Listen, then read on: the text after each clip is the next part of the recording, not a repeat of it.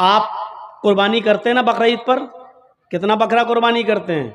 1, 2? गाय की कुर्बानी देते हैं, कितने लोग उसमें हिस्सा लेते हैं? 1 गाय में 7।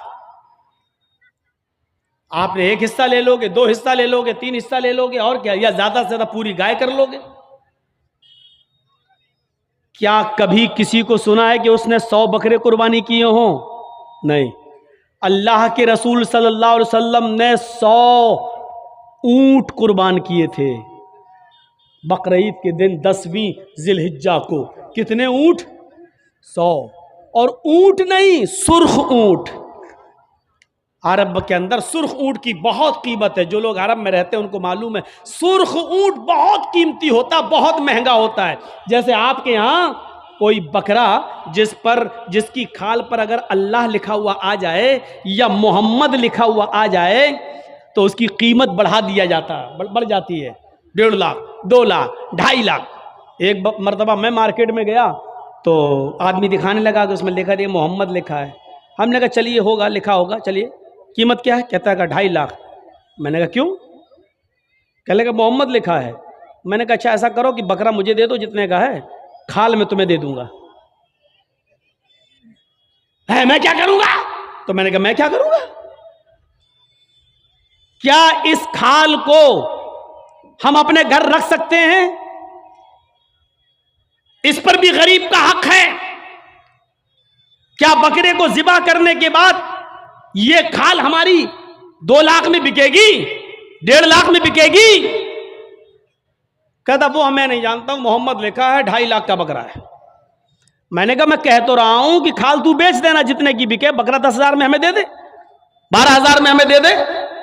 कहने लगा जाइए मौलाना साहब आप हमारा रेट क्यों वो कर रहे हो? लोगों ने एक फजूल की बहस बढ़ा दी। इस पर अल्लाह लिखा है तो इसकी कीमत बढ़ गई, मोहम्मद लिखा है तो इसकी कीमत, जिस पर ये चीजें लिखी हुई हो और कम कर दो उसकी कीमत। मेरे भाइयों, किसी हदीस में नहीं आया है कि जिस बकरे पर अल्लाह लिखा हो तो उसको इतने रुपए में खरीदो। और लिखा होता नहीं है, वो हमें और आपको उसका एक नक्श दिखाई देता है।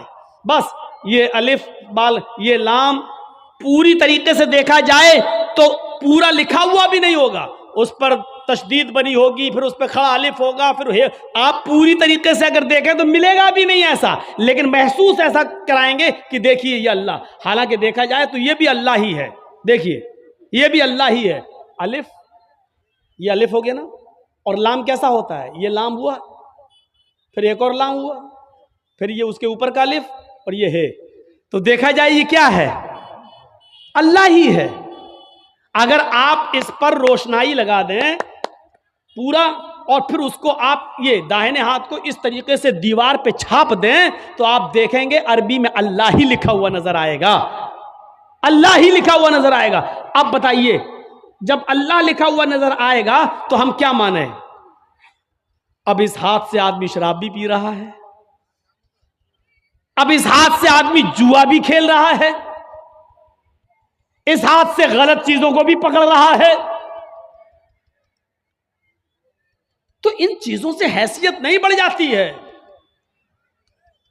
साधुओं की तरह अल्लाह के रसूल के पास सब कुछ था, लेकिन कोई चीज आपने अपने ऊपर खर्च नहीं की। तारीख बताती है 100 ऊंट हमारे पास अगर 2 जानवर भी आ जाए कुर्बानी के लिए तो आज हम 10वीं को करते हैं और दूसरा बकरा 12वीं को करेंगे। क्यों? मेरी बेटी आएगी, मेरी बहन आएगी, मेरे रिश्तेदार आएंगे। दूसरा बकरा हम 12वीं तारीख को करेंगे अपने रिश्तेदारों को दावत देने के लिए। लेकिन अल्लाह के रसूल ने 100 सुर्ख ऊंटों की कुर्बानी की, और एक ही दिन की 10वीं तारीख को।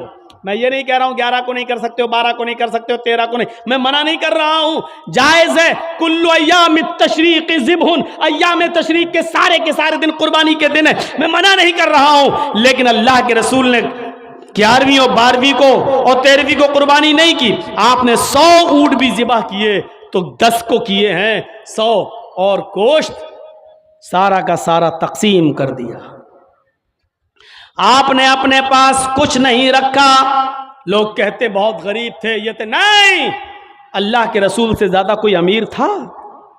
अल्लाह ने कहा था कहो तो इस पहाड़ को हम सोने का बना दें, और ये ओहद पहाड़ जब सोने का बन जाए तो जहां आप चलें ये पहाड़ भी आपके साथ चले। लेकिन अल्लाह के नबी ने अल्लाह ताला के इस फरमान को, इस गुजारिश, अल्लाह ताला के इस हुक्म को नाफिज होने के बाद मना कर दिया कि नहीं नहीं, अय अल्लाह मुझे दुनिया में आराम नहीं, सोना नहीं चाहिए, चांदी नहीं चाहिए, बल्कि आपने फरमाया अल्लाहुम्मा जअलनी फी हयाती मिस्कीना, अय अल्लाह दुनिया में मुझे जितने दिन जिंदा रख, मिस्कीन बना के जिंदा रखना। अय अल्लाह जब मुझे मौत आए तो हालत मिस्कीनी में मुझे मौत आए, और अय अल्लाह कल कयामत के दिन जब मैं उठाया जाऊं तो फकीरों में और मिस्कीनों ही में मैं उठाया जाऊं। ये अल्लाह के रसूल की दुआ थी, जबकि अल्लाह ताला तो ओहद पहाड़ को सोने का बनाने के लिए तैयार था। नबी अकरम जहां चलते पहाड़ आपके साथ साथ चलता, लेकिन अल्लाह के रसूल ने पहाड़ को सोने का बनाने से मना कर दिया और कहा कि मुझे दुनिया के ऐशो आराम नहीं चाहिए। साधु इसको कहते हैं जिसके पास सब कुछ हो लेकिन उसने गरीबों पर निछावर कर दिया हो, मिस्कीनों पर लुटा दिया हो, अपने पास उसने कुछ ना रखा हो। आसिना साधुत मनम, जो साधुओं की तरह अपनी जिंदगी गुजारेगा, अष्टो गुड़ा, और उसके अंदर 8 खूबियां पाई जाएंगी। अब 8 खूबियां भी देख लो किसके अंदर थी। अल्पभाषी, वो कम बोलेगा। कम बोलने वाला कौन था? पूरी जिंदगी आप पढ़ जाइए, मुहम्मदुर रसूलुल्लाह सल्लल्लाहु अलैहि वसल्लम से ज्यादा कम बोलने वाली शख्सियत आपको नहीं मिलेगी। जरूरत के वक्त बोलना और उतना बोलना जितनी जरूरत है, उससे ज्यादा नहीं। ये हमारे और आपके यहाँ का माहौल है, कोई ज्यादा बोल रहा है, कोई कम बोल रहा है। अल्लाह के रसूल उतना ही बोला करते थे जितनी ज़रूरत है। कभी कभी तो ऐसा होता था कि पूरा जवाब भी नहीं देते थे। कम बोलने का हाल ये था कि एक मर्तबा कुछ यहूदी अल्लाह के नबी के पास आए। मुस्लिम शरीफ किताबुस सलाम पढ़िए चैप्टर। नबी अकरम के घर पे आए, दरवाजे को दस्तक दी, अल्लाह के रसूल ने दरवाज़ा खोला, यहूदियों ने सलाम किया।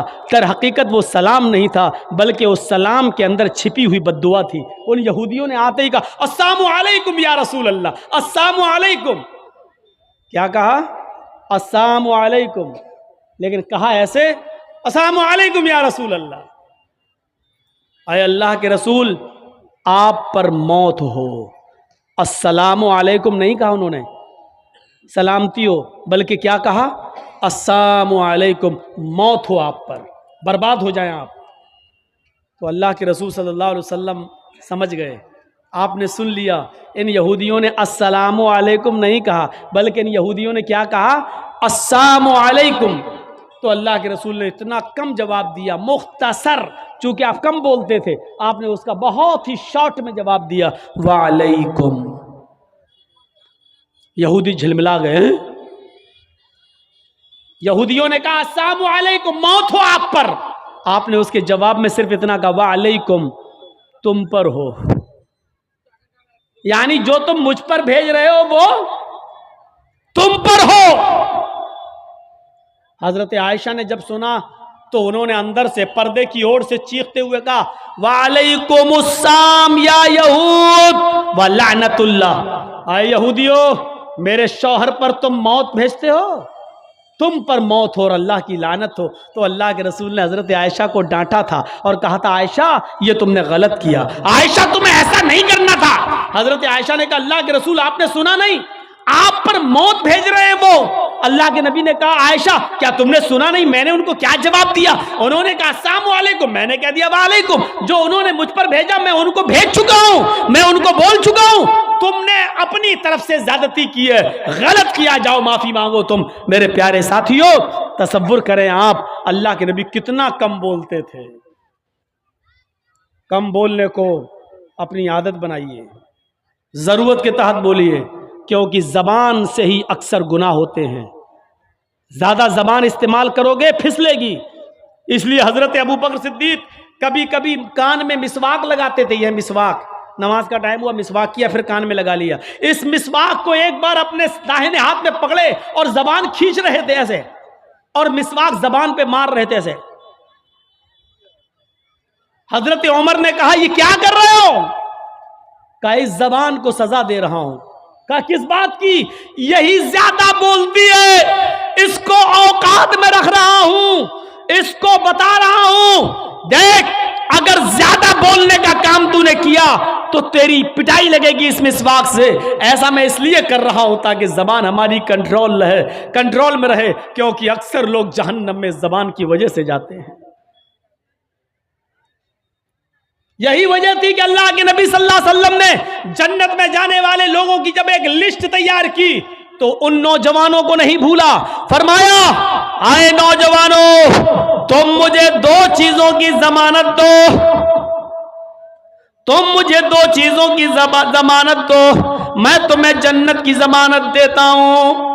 मैं यज़मली, कौन है जो मुझे दो चीजों की जमानत देता है? तुम मुझे दो चीजों की गारंटी दो, मैं तुम्हें जन्नत की गारंटी देता हूं। सहाबा ने पूछा, अल्लाह के नबी वो दो चीजें क्या हैं? आपने फरमाया, अल फमु वल फर्ज, एक मुंह, एक जबान और दूसरी शर्मगाह यानी जिनाकारी। तुम मुझे इन दो चीजों की जमानत दे दो कि मैं जबान से जो भी बोलूंगा सच बोलूंगा, कभी झूठ नहीं बोलूंगा, कभी किसी की गीबत नहीं करूंगा, कभी किसी की बुराई नहीं करूंगा, कभी किसी की चुगली नहीं करूंगा, कभी किसी को तकलीफ नहीं पहुंचाऊंगा। और दूसरी इस बात की गारंटी दे दो कि मैं किसी की मां बहन बेटी पर गलत नजर नहीं डालूंगा और उसको कभी गलत नजर से नहीं देखूंगा, जिना नहीं करूंगा। तुम अपनी इन दो चीजों की जमानत दे दो, जो मुझे इन दो चीजों की जमानत देगा मैं उसको जन्नत की जमानत देता हूं, यानी वो मेरे साथ जन्नत के अंदर जाएगा। जबान की वजह से अक्सर लोग जहन्नम में जाते हैं और दूसरी शर्मगाह जिनाकारी की वजह से जहन्नम का शिकार होते हैं लोग। तो मेरे प्यारे साथियों, अल्लाह के रसूल बहुत कम बोला करते थे और कम बोलने का हुक्म भी दिया करते थे कि लोगों जरूरत के तहत बस बोलो, ज्यादा मत बोलो। बहुभाषिता, मुस्तकबिल की बातें बताएंगे, इसमें कोई शक नहीं कि अल्लाह के नबी ने भविष्य की बहुत सी बातें बताई, मुस्तकबिल की बहुत सी बातें बताई। कुर्बे क़यामत ऐसा होगा, ऐसा होगा, ऐसा होगा, लेकिन आपने अपनी तरफ से कुछ नहीं बताया। मा यंतिक़ु अनिल हवा इन हुवा इल्ला वह्युन यूहा, मेरे नबी अपनी तरफ से कुछ नहीं बोलते, वो जो कुछ भी बोलते हैं अल्लाह रब्बुल आलमीन की तरफ से वही के आ जाने के बाद। लेकिन मुस्तकबिल की बातें बताई, ये बात ठीक है नहीं? देखिए, अल्लाह के नबी ने 1400 साल पहले फ्यूचर की ये बात बताई थी जो आज हर्फ बहर्फ साबित हो रही है। निसाउन कासियातुन आरियातुन मुमीलातुन वमाइलात। एक ऐसा जमाना आ जाएगा, एक ऐसा जमाना आ जाएगा कि तुम देखोगे लोगों को, तुम देखोगे औरतों को, तुम देखोगे लेडीज को, तुम देखोगे ख्वातीन को, तुम औरतों को देखोगे कासियात, देखने में तो वो कपड़े पहने हुए दिखाई देंगी, बज़ाहिर तो उनके जिस्म पर कपड़ा होगा। आरियात, लेकिन हकीकत में वो बरहना होंगी, हकीकत में वो नंगी होंगी। कपड़ा तो पहनेंगी लेकिन कपड़ा पहनने के बावजूद वो नंगी होंगी, वो बरहना होंगी। आज उनके कपड़े देख लो, छोड़िए शादियों का हाल, जलसे में आने वालियों को देख लो।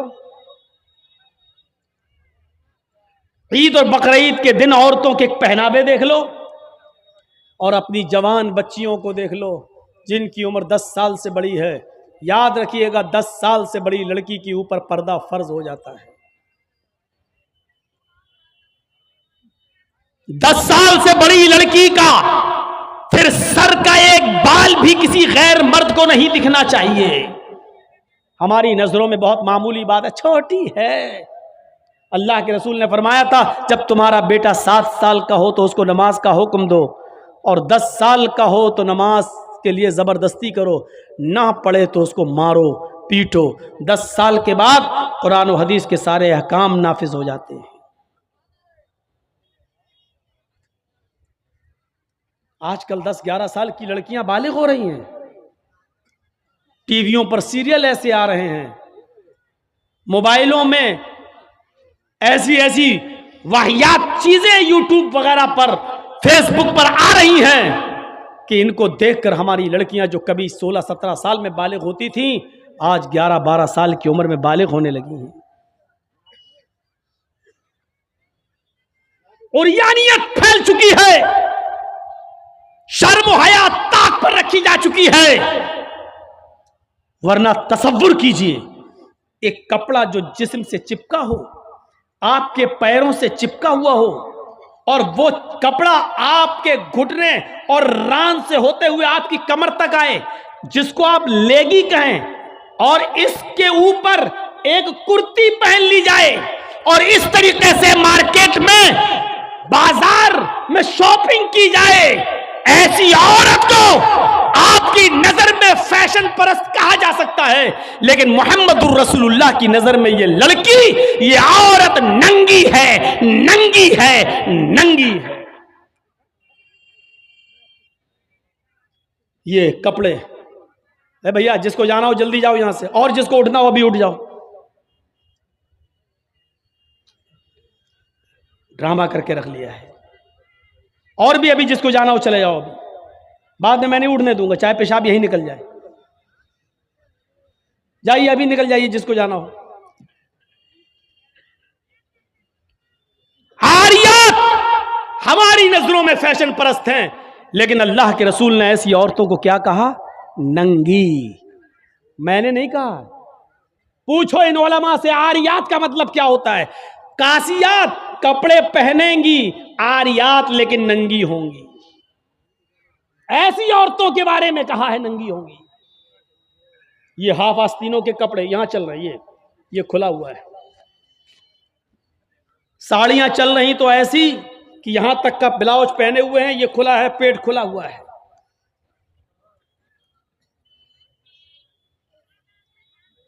और जो चंद बुरके अब चल भी रहे हैं बिहार बंगाल में, पहले तो चलते नहीं थे, तो अब बुरकों में भी डिजाइन चलने लगी है। कड़े हुए बुरके, डिजाइनदार बुरके। अब एक बात बताइए, बुरके को आप एक तो डिजाइनदार बना रहे हैं, और दूसरा जब औरत या लड़की जब बुरका ओढ़ती है तो सीने पर फूल बना दिए आप। ये बताइए यहां फूल बनाने की क्या जरूरत थी? जब वो पहनती है तो फूल सीने पर, और वो लड़की ने ये बुरका खरीदा क्यों? इसका मतलब क्या है कि वो भी इसलिए खरीद रही है ताकि मेरे फूलों पर नजर। ये सुनना पड़ेगा, तुम्हें नहीं, तुम्हारे बाप को भी सुनना पड़ेगा। जब तक मैं इस कुर्सी पर हूं, ये अथॉरिटी, ये पावर मुझे इस्लाम ने दिया है, सुनना पड़ेगा। क्यों खरीदा है उसने ये बुरका? यूपी साइड में आ जाओ, लखनऊ के बुरके देख लो, बंबई के देख लो, हैदराबादी बुरके देख लो। कसम खुदा की अब बुरके बुरके नहीं रह गए। अब 60 साल की बुढ़ी भी ओढ़ ले तो ऐसा लगता है जैसे वो 18 साल की लड़की जा रही है। ये बुरके एक बार सच्चा वाकया है। 60, 65, 70 साल की बुढ़िया ऐसा ही बुरका ओढ़ के चेहरा छुपा के जा रही थी धीरे धीरे। भाई बुढ़ी थी, वो धीरे धीरे चल रही थी, तो एक लड़का उसका पीछा करने लगा। 20-22 साल का लड़का उस बुढ़ी का पीछा करने लगा, क्योंकि जो सोचने लगा बुरका इतना खूबसूरत है तो बुरके के अंदर कितना खूबसूरत माल होगा, बुरके वाली कैसी होगी, उसका पीछा करने लगा। बुढ़िया धीरे धीरे चल रही, लड़का समझ रहा मुझे लिफ्ट दे रही, मेरी वजह से धीरे धीरे चल रही, जबकि वो अपनी कमजोरी की वजह से धीरे धीरे चल रही। बुढ़िया समझ गई कि लड़का मेरा पीछा कर रहा है, तो थोड़ी दूर चलने के बाद उसने अपना नकाब खोला और अपनी तुतलाती जबान में बोली, बेटा। लड़के का तो मूड खराब हो गया, कमबख्त मेरा तो मामला ही गड़बड़ हो गया। बेटा तू मेरा पीछा क्यों कर रहा है, मैं तो तेरी अम्मा की उम्र की हूं। लड़के को भी गुस्सा आ गया, कहती बात मैं अपने लिए नहीं अपने अब्बा के लिए ढूंढ रहा हूं। अब 60, 65, 70 साल की बूढ़ियों को ऐसे खूबसूरत बुरके पहनने की क्या जरूरत? बुरकों का मकसद जो कभी था पर्दा, लेकिन आज उनका मकसद भी वो नहीं रह गया। अल्लाह के नबी के ज़माने में एक सहाबिया अल्लाह के नबी के पास आती हैं, मुस्नद अहमद की सही रिवायत, जिनकी चादर कपड़े से नीचे, टखने से नीचे, चप्पल से नीचे जमीन की मिट्टी उड़ाती हुई आती और कहती, अल्लाह के रसूल मैं इस चादर को ओढ़कर नमाज पढ़ने जाती हूँ, आपने कहा चादर इतनी नीची होनी चाहिए।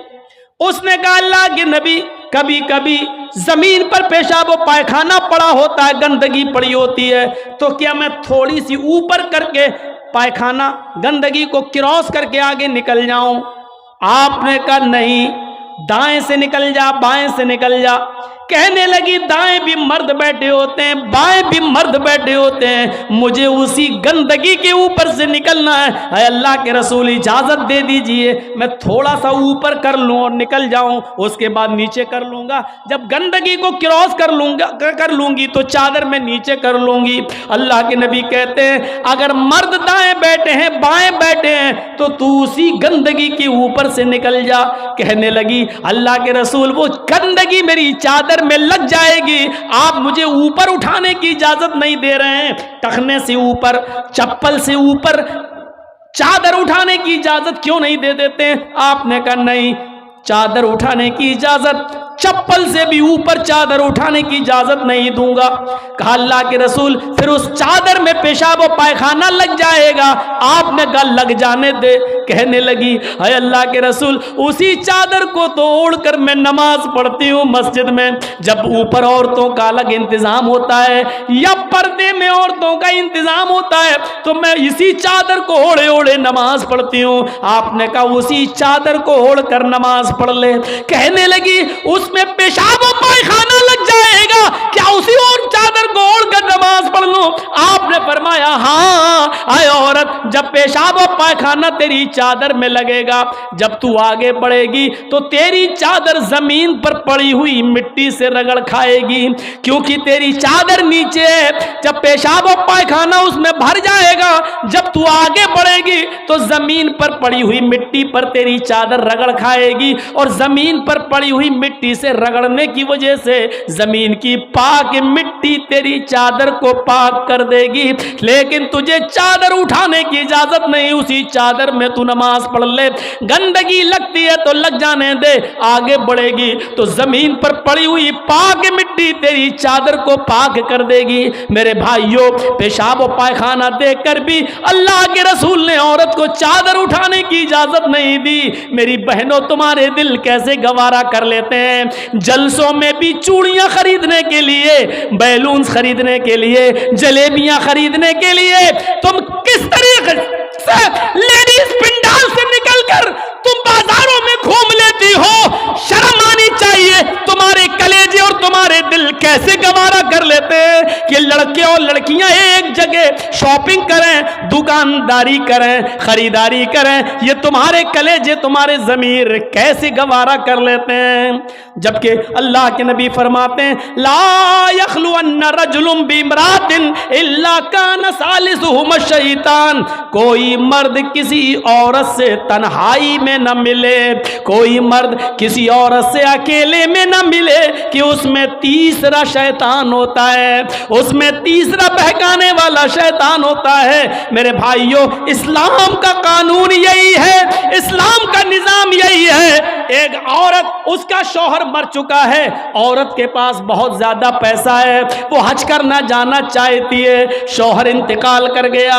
अब औरत अकेले हज करने नहीं जा सकती है, जबकि मुस्तती है, साहिब इस्तिताअत है, हज करने जाना चाहती है, अच्छा काम करने जाना चाहती है। इस्लाम कहता है कि तेरा शौहर नहीं है तो भाई के साथ जा, भाई नहीं है तो बाप के साथ जा, बाप नहीं है तो बेटे के साथ जा, लेकिन किसी महरिम का होना जरूरी है, उसके साथ जा।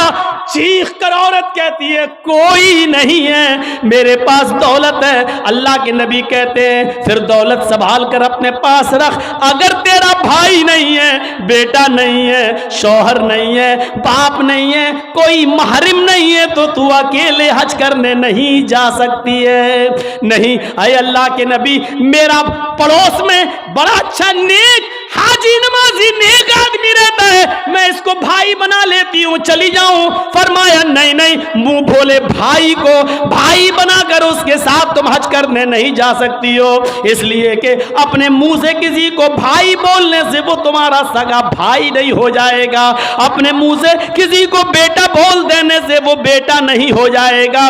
तुम किसी को बेटा बोल दो, भाई बोल दो, जो चाहो बोल दो, लेकिन इस्लाम ये कहता है कि उसके साथ भी औरत को इजाजत नहीं है कि वो हज करने जाए। अगर कोई नहीं है तो मत जाओ, लेकिन इस्लाम इस बात की इजाजत नहीं देता है कि तुम अकेले जाओ या किसी को बहन, किसी को भाई या बेटा बनाकर जाओ, इस बात की इजाजत नहीं देता। इस्लाम एक इबादत में, हज जैसी इबादत में भी औरत को किसी गैर मर्द को मुंह बोले भाई और मुंह बोले बेटे के साथ भी जाने की इजाजत नहीं देता। तो मेरे भाइयों, जब खाने काबा में जाने की इजाजत नहीं देता है, सफा मरवा की सई की इजाजत नहीं देता है, इतनी खूबसूरत इबादत की इजाजत नहीं देता है, तो बाजारों में अकेले घूमकर शॉपिंग करने की इजाजत कैसे देगा? फिर बाजार के अंदर औरत को अकेले जाने की इजाजत कैसे देगा? इतनी खूबसूरत इबादत करने की इजाजत नहीं देता है, इतनी खूबसूरत इबादत करने की इजाजत नहीं देता है, तो मेरे भाइयों फिर औरत को बाजारों में घूमने की इजाजत कैसे देगा? फिर बाजार में घूमने और बाजार में सैरो तफरी की इजाजत कैसे देगा? हमारी माँ बहनों को इस बात को सोचना चाहिए, गौर करना चाहिए, संजीदगी से इसको लेना चाहिए। एक जमाना था, हजरत फातिमा कह रही हैं, आए अली मैं इतनी बीमार हूं, इतनी बीमार हूं, लगता नहीं कि इस बीमारी में मैं बच पाऊंगी। आए अली अगर मुझे कुछ हो जाए, अगर मेरा इंतकाल हो जाए, आए अली तो मुझे दिन के उजाले में दफनाने मत ले जाना, रात की तारीकी में ईशा की नमाज के बाद मुझे कब्रिस्तान में दफन करना। हजरत अली ने कहा, आए फातिमा ऐसा क्यों कह रही हो? अगर तुम्हारा इंतकाल सुबह फजर के बाद हो तो क्या ईशा तक हम तुम्हारे जनाजे को रखेंगे, मिट्टी को रखेंगे? तुम्हारे बाप का, तुम्हारे अब्बू का फरमान है कि मैयत को जल्दी कब्रिस्तान ले जाओ, फिर मैं लेट कैसे करूं? फरमाती हैं, आए अली, आए मेरे प्यारे शौहर, मुझे रात में ही ले जाना, मेरी बात को गिरा बांधो, मेरी बात को मजबूती से पकड़ लो, मेरी वसीयत को याद रखना, चाहे मेरा इंतकाल कभी भी हो, लेकिन मुझे ईशा के बाद दफनाना, मुझे दिन के उजाले में कब्रिस्तान न ले जाना। आए अली मैं नहीं चाहती हूं कि मेरे मुर्दा जिस्म पर पड़े हुए कफन पर भी किसी गैर मर्द की नजर पड़े, मैं अपने कफन पर भी किसी गैर मर्द की नजर नहीं पड़ने देना चाहती हूं। आए अली मुझे रात में ले जाना, दिन के उजाले में नहीं। मैं नहीं चाहती कि मेरे कफन पर भी किसी गैर मर्द की नजर पड़े। मेरे भाइयों, इंतकाल के बाद निकाह जायज नहीं है, इंतकाल के बाद शादी नहीं होती है, लेकिन इंतकाल के बाद भी अपने जिस्म को तो छोड़ो, अपने कफन को भी किसी गैर मर्द को देखने की इजाजत नहीं दे रही हैं। ये था हजरत फातिमा का पर्दा। इस पर्दे की रोशनी में मेरी बहनों, अपने गरीबानों में झांक कर देखो, अपने गरीबानों के बटन खोलो और तलाश करो हम कहां खड़े हैं, हमारा पर्दा क्या है, हमारी इज्जत व आबरू क्या है। आज हम हमारे चेहरों को हर कस और नाकस देख रहा है। कल तक हमारे इन खूबसूरत गालों को कभी आसमान की निगाहों ने भी नहीं देखा था, चांद और सितारों ने भी नहीं देखा था, और आज जो चाहता है देख लेता है, हर कस और नाकस जिसको चाहो आज वो बड़ी आसानी से हमारी बहनों बेटियों का दीदार कर रहा है।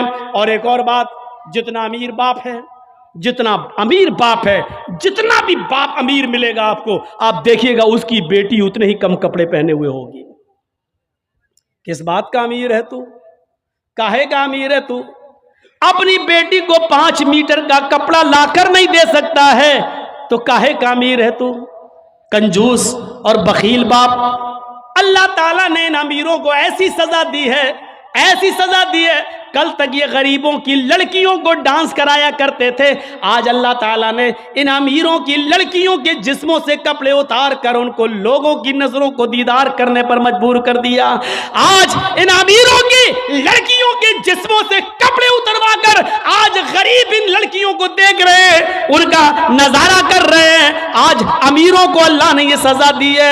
आज वो फैशन समझते हैं कि मेरी बेटी फैशनेबल कपड़े पहने हुए हैं। नहीं नहीं मेरे भाइयों, मेरी भाइयों, आप अपनी बहनों के जिम्मेदार हैं। अल्लाह के नबी ने फरमाया कि जिस लड़की का बाप, जिसकी बेटी बेपर्दा घूमे वो बाप दय्यूस है। जिसकी बहन बेपर्दा घूमे वो भाई दयूस है। जिसकी बेटी बेपर्दा घूमे वो बाप दयूस है। जिसकी बीवी बेपर्दा घूमे वो शौहर दयूस है। गौर करो कितनी साफ लफ्जों में, कितने साफ लफ्जों में अल्लाह के नबी ने फरमाया, जिसकी बहन बेपर्दा घूमे वो भाई दयूस, जिसकी बेटी बेपर्दा घूमे वो बाप दयूस, जिसकी बेटी बेपर्दा घूमे वो बाप दयूस, जिसकी बीवी बेपर्दा घूमे वो शौहर दयूस। अब दयूस का माना अगर हम समझ जाएं तो सारा मामला हल हो जाए। दयूस, दयूस का ये तो अरबी लफ्ज है ना, इसका उर्दू में तर्जमा होता है, सुनने की ताकत है, सुनेंगे। दयूस का मतलब होता है भड़ुआ। और भड़ुआ किसको कहते हैं बताने की जरूरत नहीं, जानते होंगे।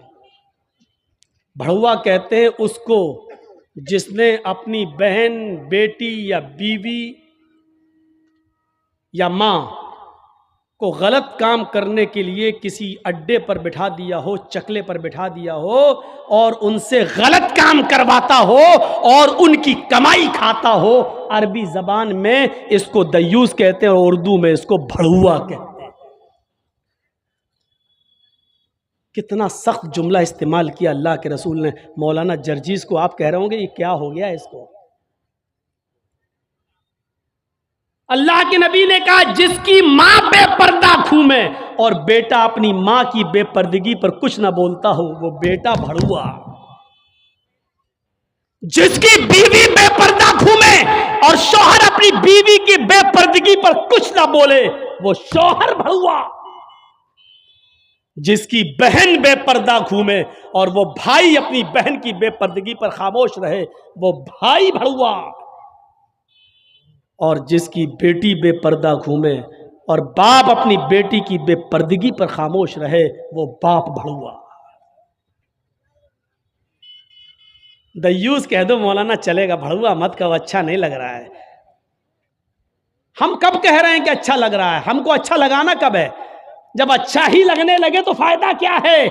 इंजेक्शन ऐसे लगाओ दर्द ना हो। बात साहब ऐसा हो सकता है कि इंजेक्शन लगे और दर्द ना हो? इंजेक्शन भी लगवाना चाहते हो और दर्द भी नहीं चाहते हो, तब तो होम्योपैथिक दवा ले लो, मीठी गोलियां खा लो जो मरने के बाद फायदा करती है।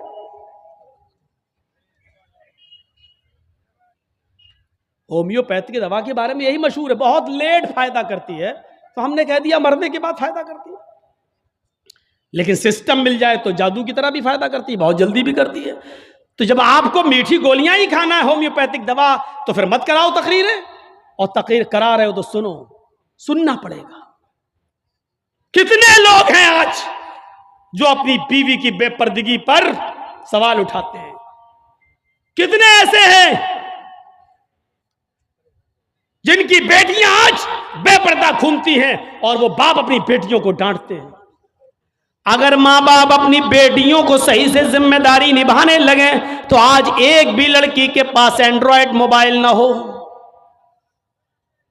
हमारी 18-20 साल की लड़की जिसकी शादी नहीं हुई घर पे रहती है, उसके हाथ में एंड्रॉयड मोबाइल चीख चीख के बता रहा है कि बाप की तरबियत में कमी है, बाप अपनी बेटी पर पूरा का पूरा हुक्मरान नहीं है, हाकिम नहीं है। या ये कह रहा है बेटी के हाथ में वो एंड्रॉयड मोबाइल चीख चीख के कह रहा है ये बाप ना कर रहा है, बेटी के आगे बाप की नहीं चल रही है, बाप मजबूर हो चुका है। मेरे भाइयों, अगर बाप मजबूर ना होता तो बेटी के हाथ में एंड्रॉयड मोबाइल नहीं होता।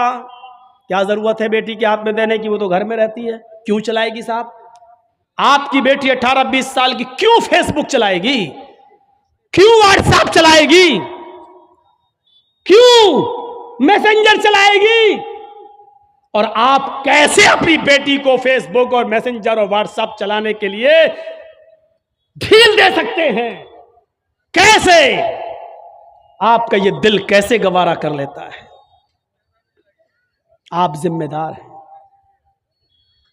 हमारी ये बेटियां कल बच्चों की माएँ बनेंगी, शादी के बाद इनको अपने बच्चों की तरबियत करना है।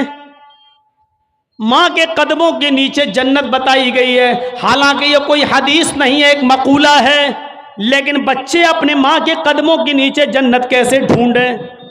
ये आजकल की माँ के कदमों के नीचे जन्नत है? जिसको खुद नहीं मालूम कि कदम मेरे कहाँ हैं, उसके कदमों के नीचे बच्चे जन्नत ढूंढेंगे? हमें सोचना है, हमें अपनी बेटियों की तरबियत करना है। इमाम अहमद इब्न हंबल अपनी मुस्नद के अंदर एक वाकया नकल करते हैं कि एक सहाबिया थी, उनके घर में एक बच्चा पैदा हुआ। एक सहाबिया थी, उनके घर में एक बच्चा पैदा हुआ। जब बच्चा पेशाब करता था तो पानी का लोटा उस बच्चे की शर्मगाह पे डाल देती थी। जैसी बच्चे ने पेशाब किया वो पानी लाती और शर्मगाह पे डाल देती। वो सहाबिया कहती हैं, मेरा बेटा जब चलने के लायक हुआ, पहला दिन था उसका चलने का, पहला दिन था मेरे बेटे के चलने का, पहला दिन था मेरा बेटा खड़े होकर जब चला, मेरे बेटे को जब पेशाब की जरूरत महसूस हुई तो उसने पानी का बर्तन देखना शुरू कर दिया। माँ कहती है कि मैं देख रही थी अपने बेटे को, जब भी वो पेशाब करता था तो मैं पानी उसकी शर्मगाह पे डाल देती थी। आज देखती हूँ मेरा बेटा चल रहा है, देखती हूँ ये क्या करता है। जब बेटा पहला दिन चलने के लायक हुआ, पहला दिन था, तो बेटे ने पानी का प्याला उठाया और दोनों हाथ से पकड़कर धीरे धीरे चला और एक कोने में जाकर बैठ गया, पेशाब किया और पेशाब करने के बाद वो पानी का प्याला अपनी शर्मगाह पे डालने लगा। उसको इस्तिंजा करना नहीं आता था, उसको धोने का तमीज भी नहीं मालूम था, उसको पता ही नहीं, लेकिन वो वैसा ही कर रहा है जैसी उसकी माँ ने उसको बताया। जैसे उसकी माँ उसके साथ कर देती थी, वो पानी का प्याला उठाकर अपनी शर्मगाह पे डाल लिया और खाली प्याला लेकर अपनी माँ के पास आ गया। माँ की आंखों में आंसू आ गए, आसमान पर नजर डालकर कहती है, फूस तो बिरब्बिल काबा, काबे के रब की कसम मैं कामयाब हो गई, अल्लाह की कसम मैं कामयाब हो गई। अपने बच्चे को जो सिखाना चाहती थी मेरे बच्चे ने वो सीख लिया। मैं अपने बच्चे को जो तरबियत देना चाहती थी मेरे बच्चे ने वो तरबियत हासिल कर ली। मुझे उम्मीद है कि मेरा बच्चा कभी नापाक नहीं रहेगा, मेरा बच्चा जब भी पेशाब करेगा तो पानी जरूर ले जाएगा और इस्तिंजा करेगा।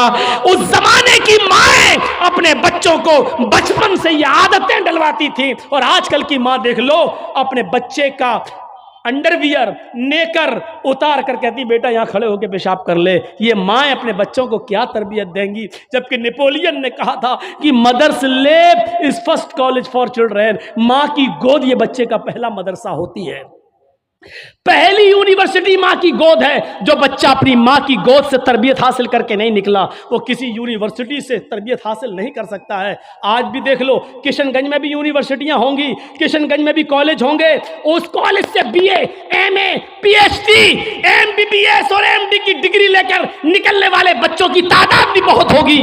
लेकिन उन्हीं बच्चों को देखिए खड़े होकर सड़क के किनारे पैंट की चैन खोलकर धार मार रहे होंगे, पेशाब कर रहे होंगे। ये इन यूनिवर्सिटियों के फारिगीन स्टूडेंट हैं जो फारिग होकर निकले, जिनको एमडी करने के बाद, एमबीबीएस करने के बाद भी पेशाब करने की अकल नहीं आई है। इनसे तो बेहतर वो कुत्ता है जो कम से कम पेशाब करता है तो एक टांग तो उठा लेता है ताकि उसके ऊपर छींटे ना आए। इन्होंने यूनिवर्सिटी से पढ़ने के बाद भी ये कुत्ते से भी बदतर बनकर निकले हैं। वो यूनिवर्सिटी इनको इंसान नहीं बना सकी, वो कॉलेज उनको इंसान नहीं बना सके, वो स्कूल इनको इंसान नहीं बना सके। एमडी पीएचडी करने के बाद भी आज कुत्तों से बुरी तरह पेशाब करते हुए नजर आएंगे। कह लेने दीजिए मुझे कुत्ता, गधा, जो कुछ भी बोलता हूं मैं सब।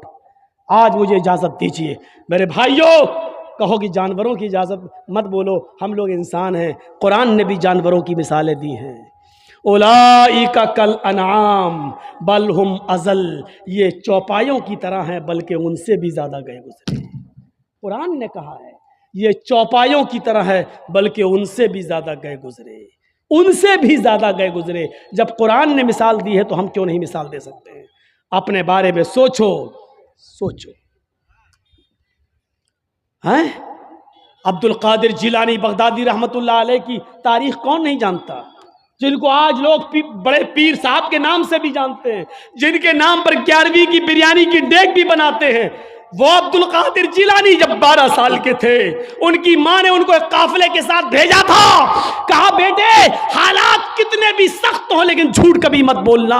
और जब चोरों ने और डाकुओं ने जब इस काफिले को लूटा तो इस बच्चे से पूछा अब्दुल कादिर से, तेरे पास भी कुछ है? उसने कहा हाँ है। कहा क्या है? 40 अशरफी। कहाँ है? मेरे कुर्ते के अस्तर में। अस्तर को फाड़ के देखा तो 40 अशरफी मिली। पूछा बेटा ये तो ऐसी जगह छिपी हुई थी, किसी को पता नहीं, तूने क्यों बता दिया? लड़के ने जवाब दिया, मेरी मां ने मुझे चलते वक्त नसीहत की थी कि बेटा हालात कितने भी खराब हो लेकिन कभी झूठ मत बोलना। मैंने अपनी बात, मां की बात मानी है। चोरों का, डकैतों का, डाकुओं का असर खत्म होता है और रोने लगते हैं और कहते हैं ये बच्चा अपनी माँ की इतनी बात मानता है कि ऐसे मोड़ पर भी उसने अपनी माँ की नाफरमानी नहीं की, हम तो अपने रब की नाफरमानी कर रहे हैं। सारा सामान जो लूटा था सबको वापस कर दिया और सारे के सारे चोरों ने, डाकुओं ने तौबा कर ली। मेरे प्यारे साथियों, एक बच्चा जब अपनी माँ का फरमा बरदार बनता है और माँ की बात मानता है तो माँ की दुआ तमाम डकैतों को तौबा करने पर मजबूर कर देती है। मेरे प्यारे साथियों, ये माँ की तरबियत थी जिसने अब्दुल कादिर जिलानी को एक बुजुर्ग के रूप में पैदा किया है, एक बुजुर्ग के रूप में देखा है। ये माँ की तरबियत थी। और एक उस माँ की तरबियत पर नजर डालो कि जब सुल्तान डाकू को फांसी हुई, जब सुल्तान डाकू को फांसी के तख्ते पर लटकाया गया तो उससे पूछा गया तुम्हारी आखिरी तमन्ना क्या है? उसने कहा मेरी आखिरी तमन्ना यह है कि मेरी फांसी मेरी माँ के सामने मुझे दी जाए। उसकी माँ को बुलाया गया, कहा तेरा बेटा तेरे आंखों के सामने मरना चाहता है। सुल्तान डाकू की माँ की आंखों में आंसू आ गए। पुलिस वालों ने पूछा आखिर मां के सामने तुम क्यों मरना चाहते हो? उसने कहा ताकि मेरी मां देखे मौत के वक्त पैर कैसे तड़पते हैं, हाथ कैसे तड़पते हैं और रूह कैसे निकलती है। कहा लेकिन तुम इसके लिए मां को क्यों मजबूर करके लाए हो? फरमाया पुलिस वालों तुम नहीं जानते हो, जब मैं 8 साल का था, 10 साल का था, मेरी मां ने मुझसे एक अंडा मंगवाया था। मैं एक दुकान पर गया था, मैं अंडा लेने गया था लेकिन एक अंडा मैंने चोरी कर लिया था दुकानदार का और मैं उसको अपनी जेब में भर लिया था। फिर मैंने उसके पैसे नहीं दिए थे, वापस आ गया। मैंने जब वो अंडा अपनी माँ को दिया और पैसे भी वापस किए, माँ ने कहा क्या हुआ अंडे वाले ने पैसे नहीं लिए? मैंने कहा नहीं, मैं अंडा चुरा लाया हूँ। तो मेरी माँ ने मुझे थपथपाया था कि बेटा हम लोग गरीब हैं, अच्छा किया तूने ये पैसा बचा लिया, किसी और काम आएगा। फिर यहीं से मुझे चोरी की आदत पड़ती है, मेरे हौसले बढ़ते हैं, फिर मैं डाकू बनता हूँ। फिर मैंने लोगों का माल लूटा और जब लोगों ने नहीं दिया तो मैंने उनकी जानें ली। फिर मैं बहुत बड़ा लुटेरा बन गया और इतना बड़ा लुटेरा बना के पकड़ा गया और कानून ने मुझे फांसी की सजा दी। अगर मेरी मां ने मुझे अंडा चुराते वक्त जब मैं घर पे लाया था उसी वक्त एक थप्पड़ मारा होता और अंडे वाले को देकर माफी मांग ली होती तो आज मैं इतना बड़ा चोर नहीं बनता, आज इतना बड़ा मैं डाकू नहीं बनता, आज मैं इतना बड़ा लुटेरा नहीं बनता। ये मेरी माँ की तरबियत थी जिसने मुझे फांसी के तख्ते पर चढ़ा दिया। तो मेरे भाइयों, माँ की तरबियत ही कुछ हुआ करती है। माँ चाहे तो अपने बच्चे को डाकू बना दे, माँ चाहे तो अपने बच्चे को अब्दुल कादिर जिलानी बगदादी की तरह बुजुर्ग बना दे। ये माँ की तरबियत होती है।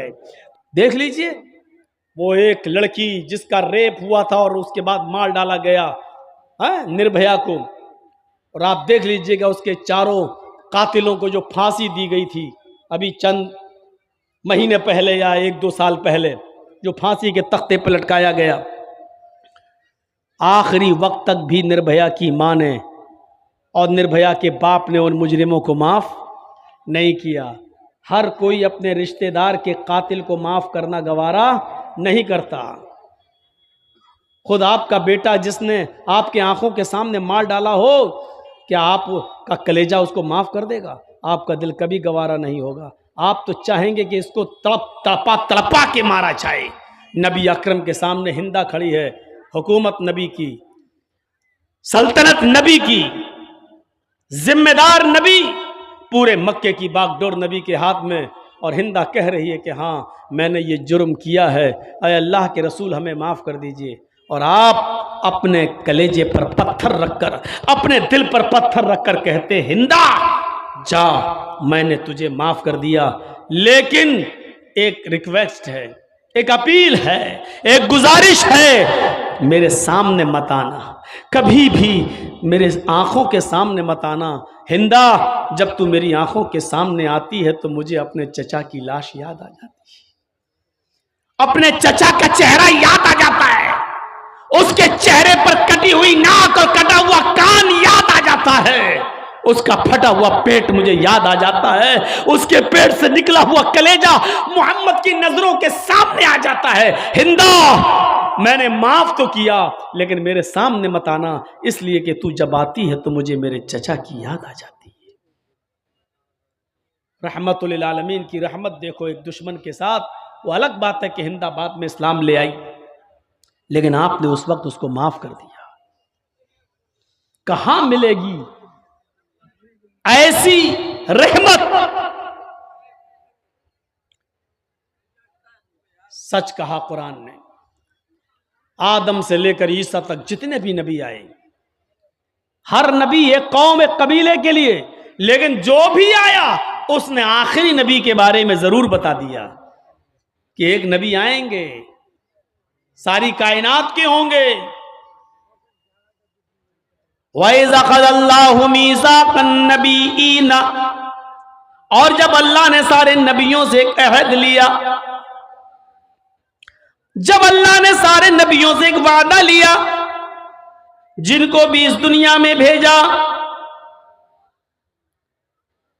एक अहद लिया, एक वादा लिया, लमा आतैतुकुम मिन किताबिन व हिकमा, आए नबियों, हाय पैगंबरों, हमने तुम्हें जो किताब व हिकमत में से जो चीजें तुम्हें दी हैं, इसको लेकर तुम दुनिया में जा तो रहे हो, लेकिन अगर तुम्हारी जिंदगी में मेरा आखिरी नबी आ जाए, सुम्मा जाअकुम रसूलुम मुसद्दिकुल लिमा माअकुम, तुम्हारी जिंदगी में मेरे आखिरी पैगंबर आ जाएं, तुम्हारी जिंदगी में जनाबी मुहम्मदुर रसूलुल्लाह आ जाएं, और वो उस चीज की तस्दीक करें जो तुम लेकर जा रहे हो, उस चीज की पुष्टि करें जो तुम लेकर जा रहे हो, तो तुम्हारी जिम्मेदारी क्या होनी चाहिए, तुम्हारी ड्यूटी क्या होनी चाहिए? लतुमिनुन्न बिही व लतंसुरुन्नहु। हाय मूसा, हाय ईसा, हाय इब्राहिम, हाय ज़करिया, हाय नूह, हाय यहया, हाय पैगंबरों, अगर तुम्हारी जिंदगी में आखिरी नबी आ जाएं, लतुमिनुन्न बिही व लतंसुरुन्नहु, तो तुम सारे के सारे पैगंबर उस नबी के ऊपर ईमान ले आना, आखिरी नबी जनाबी मुहम्मदुर रसूलुल्लाह की रिसालत को तस्लीम कर लेना, और वो जो मिशन लेकर गए उनके मिशन में उनकी मदद भी करना, वला तंसुरुन्नहु, उनके मिशन में, उनके वर्क्स में, उनके कामों में तुम उनकी मदद भी करना। आदम से लेकर ईसा तक सारे नबियों ने आखिरी नबी के बारे में पेशीन गोई की है, बताया है। श्रीमद् भागवत महान पुराण जो वेदों की व्याख्या कहलाती है, खुलासा कहलाता है, देखिए एक मंत्र पढ़ने जा रहा हूं इस किताब के स्कंद 12 अध्याय 2 के मंत्र नंबर 19 से। इस मंत्र को सुनिए, और इस मंत्र में भी मोहम्मदुर रसूलुल्लाह की पेशीन गोइयां बताई जा रही हैं। अश्वमा शुगमारूहा देवदत्त जगतपति आसीन साधुदमनम षटेश्वर्या गुणन्वितः अष्ट्रो गुणः अल्पभाषी बहुभाषी ज्ञानी श्रुतु ज्ञानी प्राकर्मी कीर्तज्ञ दानी कृपालु। अश्वमाशुगमारूहा देवदत्त जगतपति, अंतिम ऋषि को, कल्कि को, एक अश्व कहते हैं संस्कृत में घोड़े को, और शुगमारूहा, शुगमारूहा बिजली से भी ज्यादा तेज रफ्तार से चलने वाला। तो उस जमाने में बिजली तो थी नहीं, तो ये शब्द कहां से आ गया बिजली से ज्यादा? तो आसमानी बिजली मुराद है, आसमान से जो बिजली चमकती है उसकी रफ्तार होती है, जो आसमान में कड़क होती है बिजली, 1 सेकंड में 1,86,000 मील। तो ऐसा घोड़ा दिया जाएगा अंतिम ऋषि को, आखिरी नबी को, ऐसा घोड़ा मिलेगा। शुगमारूहा जो बिजली से भी ज्यादा तेज रफ्तार से चलेगा, बिजली से भी ज्यादा तेज रफ्तार से। और वो घोड़ा कौन देगा? देवदत्त, देव अल्लाह, ईश्वर, भगवान दत्त देगा।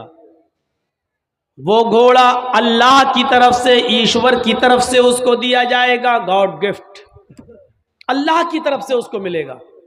और किसको मिलेगा? उसका नाम आगे आ रहा, जगतपति।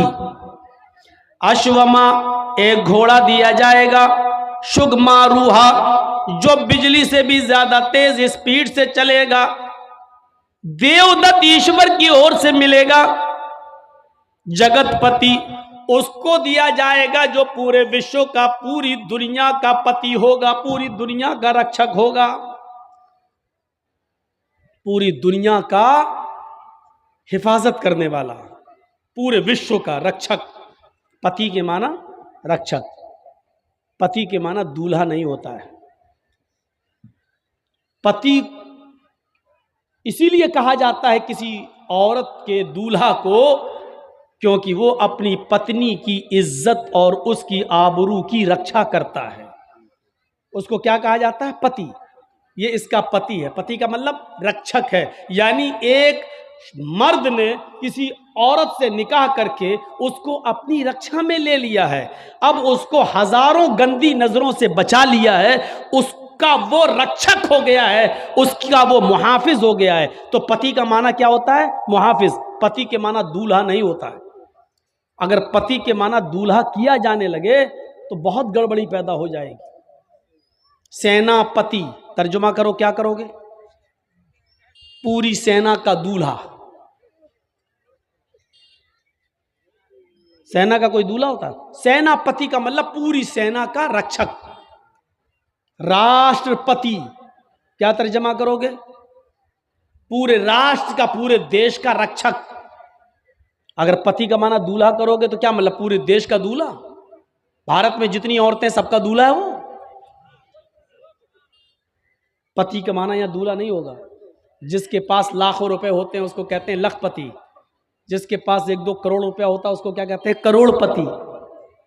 तो लखपति और करोड़पति का मतलब ये नहीं होता लाखों औरतों का दूल्हा और करोड़ों औरतों का दूल्हा, बल्कि इनका मुहाफिज, इनका रक्षक, इनका मालिक। मुहम्मदुर रसूलुल्लाह के लिए शब्द क्या इस्तेमाल हुआ? जगतपति। पूरे जगत मानी दुनिया, और पति मानी जगत मानी वर्ल्ड, जगत मानी विश्व, और पति मानी रक्षक। पूरे दुनिया का, पूरे विश्व का रक्षक। अरबी में इसका तर्जमा करेंगे तो आप क्या करेंगे? जगतपति का रहमतुल लिल आलमीन, पूरी कायनात के लिए रहमत बनकर। रक्षा बिगैर रहम के नहीं होती है, रक्षा बिगैर रहम के नहीं हो सकती है। जिस लीडर या जिस नेता के दिल से रहम निकाल लिया जाए वो देश को बर्बाद कर देता है। मिसाल नहीं दूंगा, नाम नहीं लूंगा, हमसे ज्यादा समझदार है। बंगाल होता तो नाम ले लेता, नहीं है बंगाल। मेरे भाइयों सुनिए, बोलना मुझे है, कौन बोल रहा है ये बंगाल? तुम्हारे मशवरे से बोलूंगा। तुम राजीव गांधी हो कि तुम्हारा हुक्म चलेगा मेरे ऊपर? खामोशी से सुनिए ना। ये लोग चाहते हैं मेरा चैनल चले, इसी को काट काट के दिखा देंगे। तो जिस देश के लीडर से, जिस नेता से रहम निकाल लिया जाए वो कभी देश की रक्षा नहीं कर सकता है।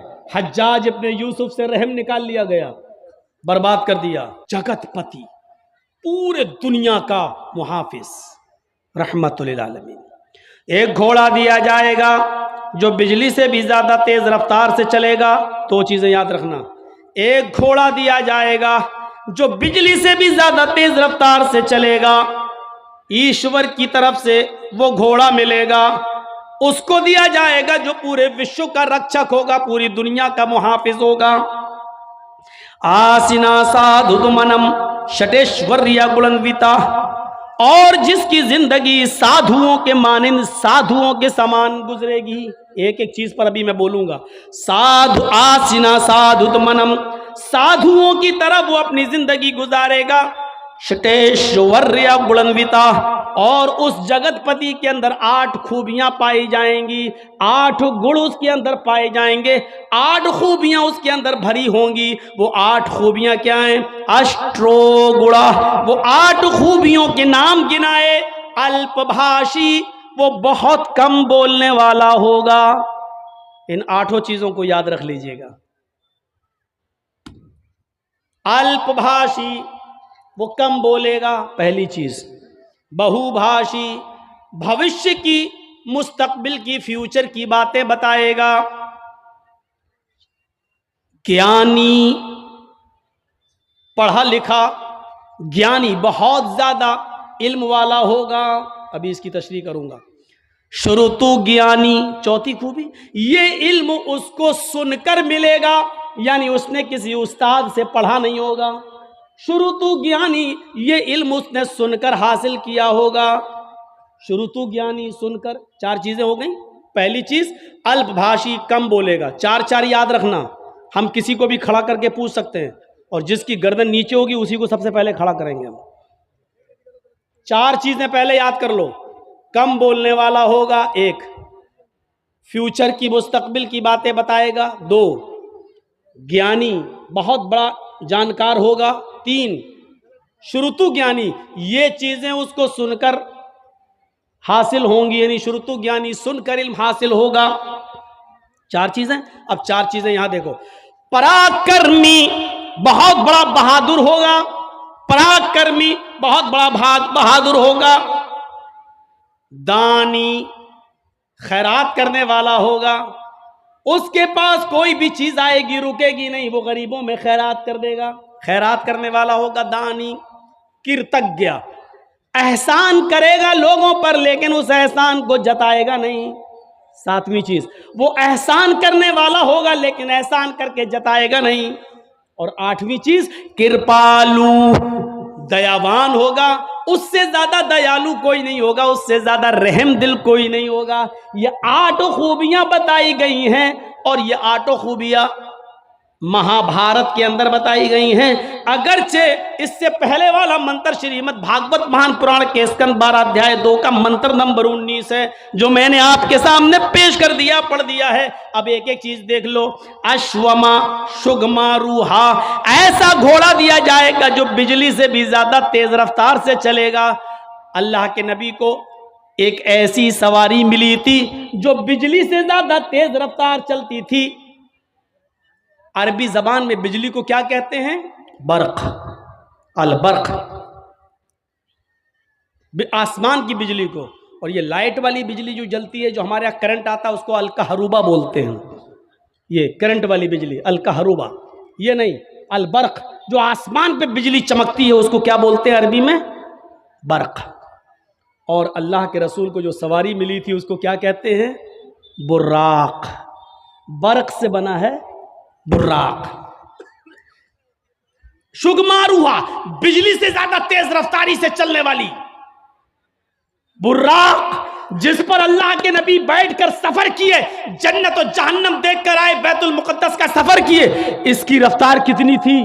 खुद अल्लाह के नबी बयान करते हैं कि जब मैं बुर्राक पर बैठा और बुर्राक मुझे लेकर चली, तो जहां तक मेरी नजर जाती थी वहां तक उसका पहला कदम।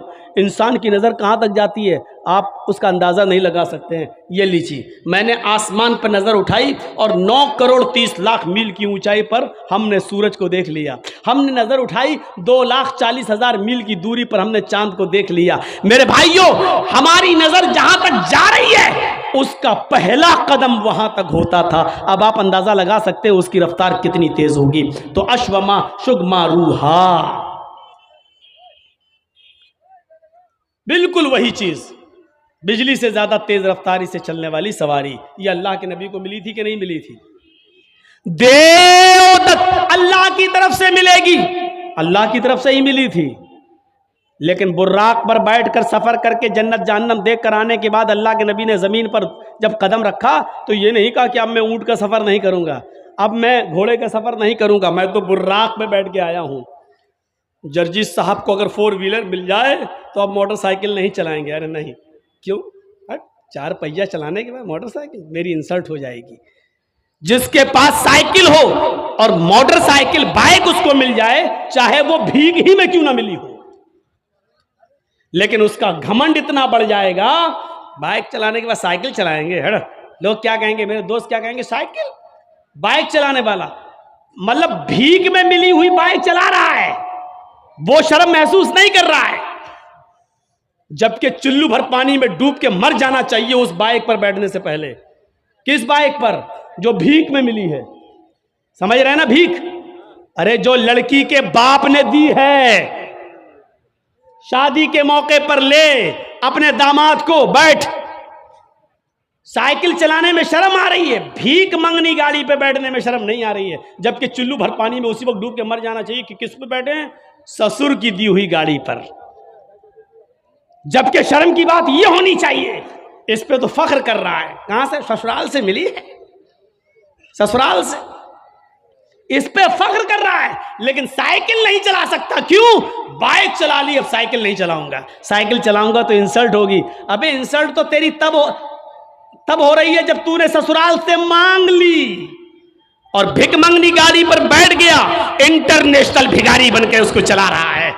ये इंसल्ट तो तब तुझे महसूस करनी चाहिए थी अपनी, लेकिन तब नहीं कर रहा है।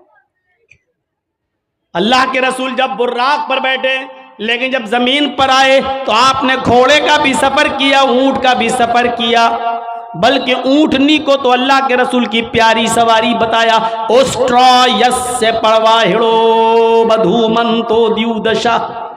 अथर्ववेद के 20वें कांड के अंदर 127वें सूक्त का दूसरे मंत्र में यह कहा गया है कि उसकी प्यारी सवारी ऊंट होगी, वो अक्सर ऊंट का सफर करेगा, ऊंट पर बैठेगा। ये उसकी प्यारी सवारी बताई गई है। प्यारी सवारी यानी ऐसे इलाके में आएगा जहां ऊंटों पर सवारी करने का चलन होगा। हमारे भारत में लोग यहां इंतजार कर रहे हैं, अब आएगा। उसको बताया गया ऊंट वाले जमाने में आएगा। यहां लोग 4 व्हीलर में फॉर्च्यूनर इस्तेमाल कर रहे हैं, यहां इंतजार कर रहे हैं कि आखिरी नबी यहां आएगा, यहां आएगा। जबकि बताया गया मरुस्थल निवास ने, वो रेगिस्तान में आएगा, क्योंकि ऊंट रेगिस्तान में ही सबसे ज्यादा तेजी के साथ दौड़ता है और रेगिस्तान का जहाज कहा जाता है ऊंट को। उस बस्ती में आएगा जहां रेत होगी, जहां रेगिस्तान होगा, जजीरा होगा, वहां वो आएगा। और यहां भारत में लोग इंतजार कर रहे हैं कि वो भारत में आएगा, जबकि उनकी किताबें कह रही हैं मरुस्थल निवास ने, वो मरुस्थल में निवास करेगा, वो मरुस्थल में आएगा। हाय गिरजानाथ मरुस्थल निवास ने, उसका मरुस्थल में आएगा और रेगिस्तानी इलाके में आएगा। उस्ट्रा यस, और उसकी प्यारी सवारी ऊंट होगी, वो ऊंट के ऊपर बैठेगा। यहां बताया गया कि वो घोड़े पर बैठेगा और बिजली से ज्यादा तेज रफ्तार से चलेगा और आकाश की यात्रा करेगा, यानी वो जन्नत जहन्नम देखने जाएगा। जगत पति, और ये घोड़ा उसको ईश्वर की तरफ से, अल्लाह की तरफ से मिलेगा, जो पूरे दुनिया का रक्षक होगा, पूरी दुनिया का मुहाफिज होगा। यानी ये घोड़ा मोहम्मदुर रसूलुल्लाह को, ये बुर्राक मोहम्मदुर रसूलुल्लाह को दी जाएगी। आसिना साधुदमनम, और वो साधुओं की तरह अपनी जिंदगी व्यतीत करेगा, साधुओं की तरह अपनी जिंदगी गुजारेगा। साधु किसको कहते हैं ये सोच लीजिए। साधु उसको नहीं कहते हैं जो एक चोला पहन ले और बीवी बच्चों को छोड़ दे और जंगल में चला जाए, राम राम राम राम राम राम राम राम करता रहे। इसी तरीके से हमारे मुसलमानों में भी एक तबका पैदा हुआ जिसको सूफी कहा जाता है। वो तस्बीह हाथ में लेते हैं और अल्लाहू अल्लाहू, कभी कभी झटका मारते हैं, कभी देखिएगा आप झटके मारेंगे, अल्लाहू अल्लाहू अल्लाहू ऐसे करेंगे। कभी चिमटा ले लेंगे अपने हाथ में, चिमटी, ट्रेनों में मिलेंगे, अल्लाहू अल्लाहू अल्लाह, इस तरीके से करेंगे। ऐसा वो महसूस कराएंगे आपको कि हमारे अंदर अल्लाह घुस गया है, अल्लाह हमारे नस नस में है, अल्लाहू अल्लाहू, वो झटके मारेंगे। ऐसे लोग आपको जहां मिले इनको उल्टी छुरी से काटो। ये दुनिया के सबसे बड़े हराम खोर लोग हैं। कौम के ऊपर बोझ बने हैं। इनसे पूछो खाना कहां से आएगा, चुप, अल्लाहू अल्लाहू अल्लाहू। एक से मैंने पूछा भाई खाना कहां, शाम को खाना क्या कहां से आएगा, अल्लाहू अल्लाहू। हमने कहा सुन लिया अल्लाहू अल्लाहू, खाना कहां से आएगा शाम को ये तो बताओ, अल्लाह देगा, अल्लाहू अल्लाहू अल्लाहू। मतलब मोहल्ले वाले उनको खाना पहुंचाते हैं। ये लोग हराम खोर लोग हैं, बीवी बच्चों को छोड़े बैठे। बीवी बच्चों को छोड़कर किसी भी जगह चले जाना मेरे भाइयों, और इबादत में मसरूफ होना, ये सबसे बड़ा इस्लामी दुश्मनी है। ये इस्लाम दीन मुअतदिल है।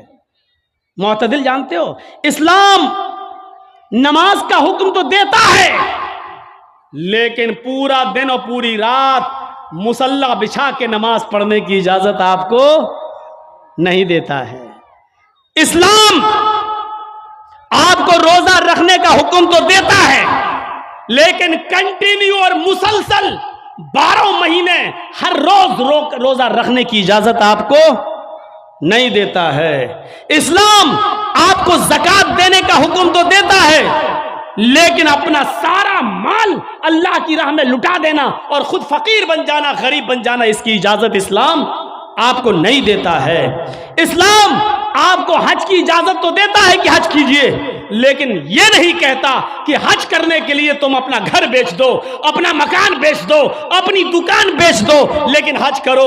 हज करना जाना जरूरी है, चाहे दुकान बेचना पड़े, चाहे मकान बेचना पड़े, इस्लाम इस बात की इजाजत नहीं देता है।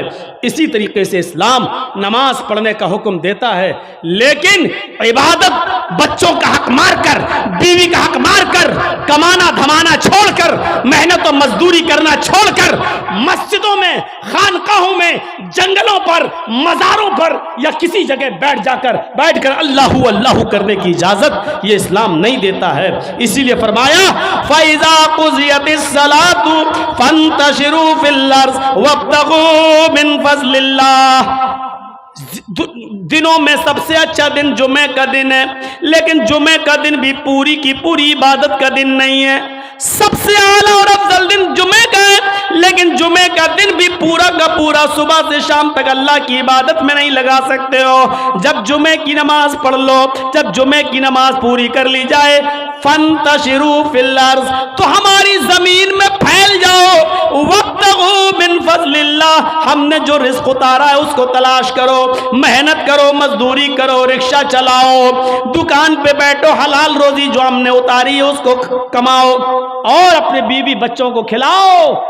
जुमे का दिन सबसे बड़ा दिन, जुमे का दिन सबसे अफजल दिन, जुमे का दिन सैयदुल अय्याम, तमाम दिनों में सबसे बेहतर, तमाम दिनों का सरदार है जुमे का दिन। लेकिन इसके बावजूद अल्लाह के रसूल ने पूरा का पूरा दिन इबादत का नहीं रखा है। और क्या फरमाया, जब जुमे की नमाज हो जाए, जुमा पढ़ लो, तो अब निकलो मस्जिद से, अब मस्जिद में मत बैठो। सुभान अल्लाह अल्हम्दुलिल्लाह का वजीफा नहीं, तुम्हारी बीवी है, तुम्हारे बच्चे हैं, उनके लिए मेहनत करो, कमाओ, रिक्शा चलाओ, मेहनत करो, मजदूरी करो और शाम तक मेहनत मजदूरी करके कमा कर लाओ और अपनी बीवी बच्चों को खिलाओ। ये भी इबादत है मेरे प्यारे साथियों।